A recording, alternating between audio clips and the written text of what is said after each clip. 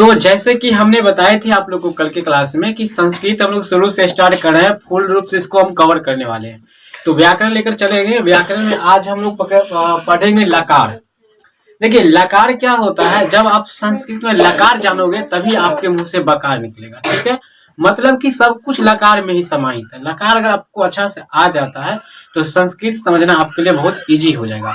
तो हम लकार समझाने का प्रयास करते हैं, आप लोग समझिए कीजिए। 2 मिनट समझिए सभी लोग, ध्यान से समझ आइएगा, सब कुछ सही। देखिए लकार का हिंदी होता है काल। संस्कृत और हिंदी में काल होता है 3 प्रकार का हम सब लोग जानते हैं। पहला होता है आपका संस्कृत में लट लकार, जिसको हिंदी में कहते हैं वर्तमान काल। दूसरा होता है लंग लकार, जिसको हम लोग हिंदी में कहते हैं भूतकाल। तीसरा होता है ललित लकार, जिसको हम लोग हिंदी में कहते हैं भविष्यत काल। ये संस्कृत है और ये आपका हिंदी है, समझ में आना चाहिए बिल्कुल रूप से। अब ये जो चौथा और पांचवा है ये आपको भी लकार के अंतर्गत आ जाता है, ये भी आपको काम आएगा। ठीक है, आगे इसका कहाँ कहाँ पर उपयोग होगा हम बता देते हैं। जब आप ट्रांसलेट बनाओगे यानी अनुवाद बनाओगे संस्कृत में तो वहां पर इसका काम आ जाएगा। और इसके अलावा भी आपकी परीक्षा में पूछा जाता है कि एत एताम एयु से क्वेश्चन रख दिया जाता है कि एत जो है ये किस वचन में है, कौन सा पुरुष है। तो अभी आपको पता नहीं होगा, लेकिन जब बता देंगे तो आपको पता चल जाएगा। ठीक है, डेली टेस्ट अगर आप देना चाहते हैं तो आप लोग संस्कृत या किसी भी विषय का तो आप सर्च कीजिए गूगल पे जाकर के माधव NCERT क्लासेस, और वहां पे आप टेस्ट भी दे सकते हैं। ये हम बीच बीच में आप लोग को बताते रहेंगे तो आप लोग वहां जाकर दीजिए। हम फिलहाल इन सबको अभी जानेंगे इस वीडियो में और आज के क्लास में। तो पहले हम लोग यहाँ पे पढ़ लेते हैं लट लकार यानी वर्तमान काल। लट लकार मतलब होता है वर्तमान काल, समझ में आ रहा होगा। प्रथम पुरुष, मध्य पुरुष, उत्तम पुरुष। प्रथम पुरुष द्वितीय पुरुष नहीं होता है, बल्कि यहाँ पे जो होता है प्रथम, मध्य और उत्तम पुरुष के रूप में हम लोग लिख लेते हैं। अब एक वचन, द्विवचन, बहुवचन। वचन के बारे में जरा जान लीजिए, 1 नंबर आपके लिए फिक्स हो जाएगा। हिंदी में वचन 2 ही होता है, जबकि अंग्रेजी में भी 2 होता है, संस्कृत में 3 होता है। एक वचन, द्विवचन, बहुवचन। हिंदी की बात करेंगे हम लोग तो हिंदी में वचन आपका 2 प्रकार का होते हैं। एक होता है एक वचन और दूसरा होता है सीधे बहुवचन। ऐसा ही अंग्रेजी में भी होता है, सिंगुलर नंबर और प्लूरल नंबर होता है, यानी 2 होता है। ठीक है, हिंदी में केवल 3 होता है, जिसको हम लोग कह रहे हैं एक वचन, द्विवचन और बहुवचन। ठीक है, उम्मीद है कि समझ में आ रहा होगा, आगे भी बने रहिए। अब यहाँ पर एक वचन में देखिए ती तह अंति, सी थ थ, आमी आवह आमह। इसको हम लोग ऐसे याद कर लेंगे, बहुत ही सरल भाषा में याद करेंगे। ती तह अंति, सी था था, आमी आवह आमा। इस तरह से आप इसको याद कर सकते हैं। अब कहिएगा इसका उपयोग कहाँ पे होगा। जैसे मान लीजिए हम लोग फल है, तो फल को अगर हम लोग लिखेंगे एक वचन में, एक फल है तो उस एक फल को क्या कहेंगे, फलती। या पढ़ रहा है, कोई एक लड़का पढ़ रहा है, मानी एक लड़का पढ़ रहा है, तो एक लड़का पढ़ रहा है तो पठ हो जाए, पठ का होता है पठ, तो पठती। अगर 2 पढ़ रहा है पठता, अगर 2 से अधिक पढ़ रहा है लड़का तो उसको कहेंगे पठंती। तो ये आपको आगे काम आ जाएगा। मान लीजिए कोई भी चीज है, फल, एक फल है तो फलती, 2 फल है फलता, 3 है तो फलंती। ठीक, बोल रहा है, अकेला कोई बोल रहा है तो वदती, 2 बोल रहा है तो वदत्ता, 3 बोल रहा है तो वदंती। एक आदमी लिख रहा है तो लिखती, लिखता, लिखंती। तो इस तरह से आपका वाक्य बनाने में आगे काम आएगा। इसको समझ के रखिए, याद करके रखिए, आगे आपको काम आएगा तो वहां पे बोलिएगा कि नहीं ये क्यों हमने याद किए थे। ठीक है, इसी प्रकार होता है सी था था, आमी आवा आमा। अब यहाँ पे कह सकते हैं पठसी, पठथ, पठथा, पठथा। इस तरह से आप बना सकते हैं।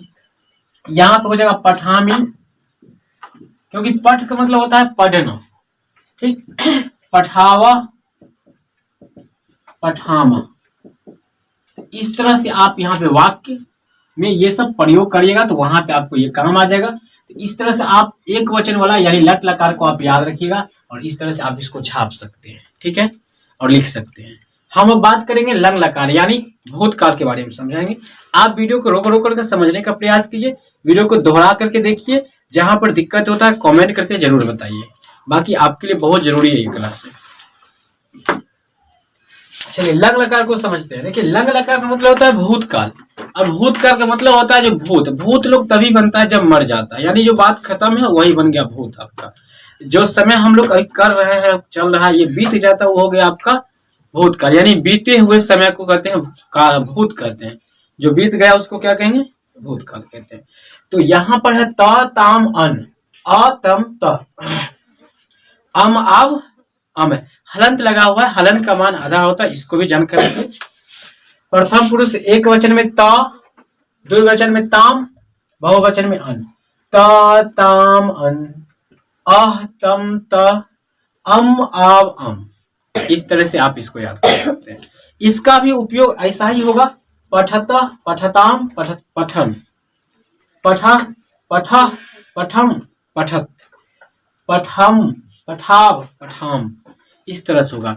ये जो वाक्य हम लोग बनाएंगे तो वहां पर आपको समझ में अच्छी तरह से आएगा। अब प्रश्न इसमें देखिए कैसे पूछता है, पूछ देगा कि तम, तम कौन सा पुरुष कौन सा वचन है। तो तम आप देख रहे हैं मध्यम पुरुष है, द्विवचन है, ऐसे सवाल पूछेगा आपको, ठीक है।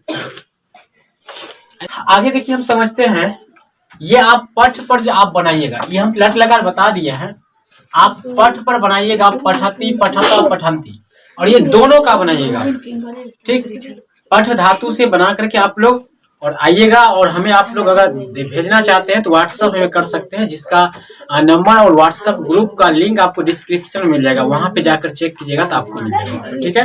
तो आप वहां से भेज सकते हैं, बाकी आप लोग लिख लीजिएगा।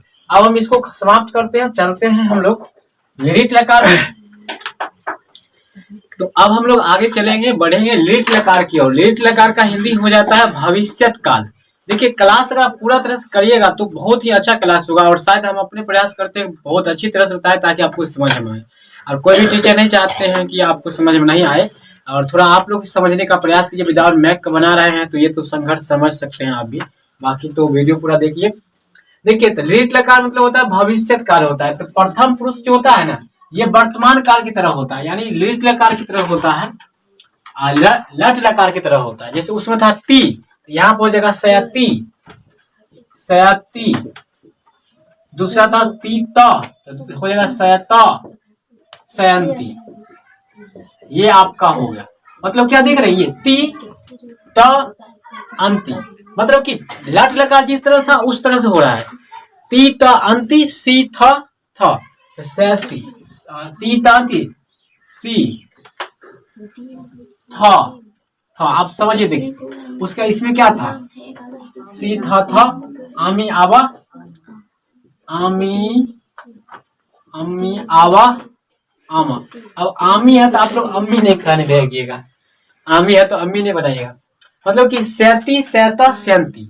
अब यहाँ पर हो जाएगा सैसी, सैसी ये हो गया, सैथा सैत, यहाँ पर हो जाएगा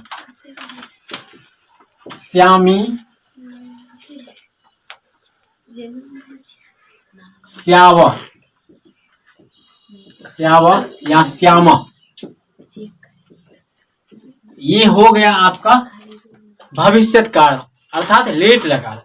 आगे जो हम बात करेंगे लोट अनुज्ञा। अब इसका हिंदी समझ लीजिएगा, आदेश बोधक होता है इसका हिंदी। अभी तक बोल रहे हैं कुछ बच्चा नहीं पढ़े हैं, आदेश बोधक होता है इसका हिंदी में। क्या होता है, आदेश बोधक हो जाता है। अब एक वचन आप इसका क्या देखोगे, एक वचन जो होता है इसका तू ताम अंतु के रूप में हो जाता है इसका आदेश। जहां पर आदेश की बात आ जाएगा, जैसे मुझे कलम दो, मुझे पैसा दो, ये हम आपको आदेश दे रहे हैं, वहां बैठो, बैठना पड़ेगा आपको, मतलब कि आदेश दे रहे हैं, है ना। तो आदेश जब आएगा उसमें संस्कृत अनुवाद बनाएंगे तो हम लोग को ये सब काम आएगा, जिसमें हमको याद करना तू ताम अंतु। तो हम प्रयास करेंगे, पहले आप इसको छापिए और इसको समझिए अच्छी तरह से। आइए फिर से समझते हैं। सैती सैता सैंती, स्यासी सैथा सैथ सैथा, श्यामी श्यावा श्यामा, इसको समझ लेंगे।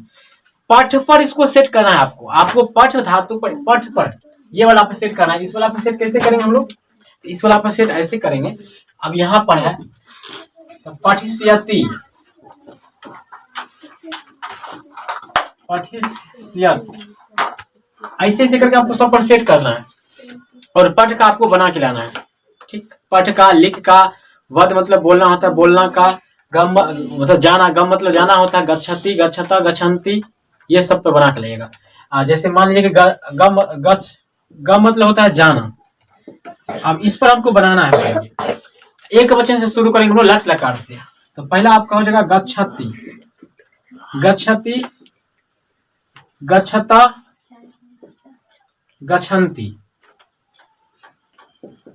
गच्छन्ति। तो ये आपका हो गया प्रथम, एक लट लकार का हो गया वर्तमान काल का। तो ऐसा ही आप सबका बनाइएगा। ठीक, तो पहले उसको आप छाप लीजिए फटाफट। तो लोट अनुज्ञा यानी आदेश बोधक में देखिएगा, इसका हिंदी होता है तू ताम अंतु अ तम त आनी आव आमा। क्या होगा हम लोग पढ़ेंगे, यहाँ पे ध्यान से समझिएगा। बोलना यहाँ पे थोड़ा कठिन होता है, संस्कृत है। तो तू ताम अंतु अ तम त आनी आव आम, इस तरह से पढ़ेंगे। एक और बच गया है लकार में हम लोग का विधि लिंग, विधि लिंग बच गया है, जिसको हम लोग अभी पढ़ेंगे। तो अब वीडियो को लाइक कर लीजिए और आगे देखिए, एक टॉपिक बच गया। हाँ, तो चलिए अब हम आगे जानते हैं विधि लिंग। पांचवा लकार है आपका विधि लिंग है, इसका भी प्रयोग होता है। तो पांचवा जो होता है विधि लिंग क्या होता है, एत, एताम, एयु, एत, एताम, एयु, एह, एतम, एत, एह, एतम, ए, एम, एव, एम। ये आपका होता है विधि लिंग का फॉर्मूला। ये विधि लिंग का लकार होता है, इसको भी आप याद कर लीजिएगा। हम 5 लकार पूरा तरह से बता चुके हैं। वीडियो थोड़ा लंबा हुआ होगा, बट अगर आप ध्यान से देखे हैं तो यहाँ तक देखें तो कमेंट करके जरूर बताइएगा कि कैसा क्लास लगा, और थोड़ा मोटिवेट मिल जाता है। कमेंट आप अच्छा ही कीजिएगा, और क्या कमियां लगा इस चीज को भी बताइएगा आप लोग।